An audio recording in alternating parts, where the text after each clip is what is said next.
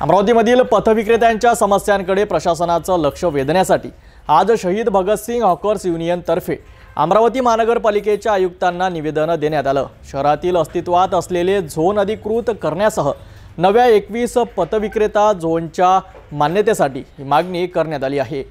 पथविक्रेता योजना 2017 अंतर्गत न्यायालयाच्या देखरेखीखाली काम सुरू असतानाच शहरातील विक्रेत्यांना अद्याप अधिकृत झोनची सुविधा मिळाली नाही।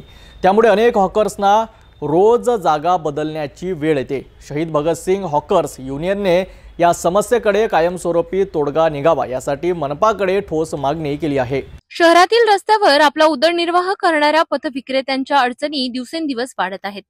2017 मध्ये न्यायालयाच्या आदेशानुसार पथविक्रेता योजना लागू झाली असली तरी अमरावतीत या योजनेअंतर्गत झोनच्या मंजुरीची प्रक्रिया अद्याप पूर्ण झालेली नाही। या पार्श्वभूमीवर शहीद भगतसिंग हॉकर्स युनियनने प्रतिनिधी मोठ्या संख्येने मनपा कार्यालयात दाखल झाले आणि मनपा आयुक्तांना निवेदन सादर केले।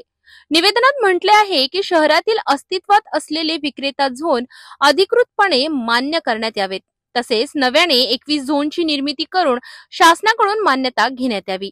26 ऑक्टोबर 2025 रोजी झालेल्या शहर फेरीवाला समितीच्या बैठकीत सर्व सदस्यांनी या 21 झोनला संमती दर्शविली असल्याचे हॉकर्स युनियनने स्पष्ट केले आहे।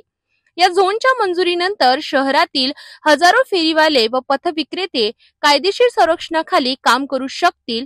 युनियनने हे झोन तातडीने अंमलात आणावेत अशी मागणी करत प्रशासनाकडून सकारात्मक निर्णयाची अपेक्षा व्यक्त केली आहे।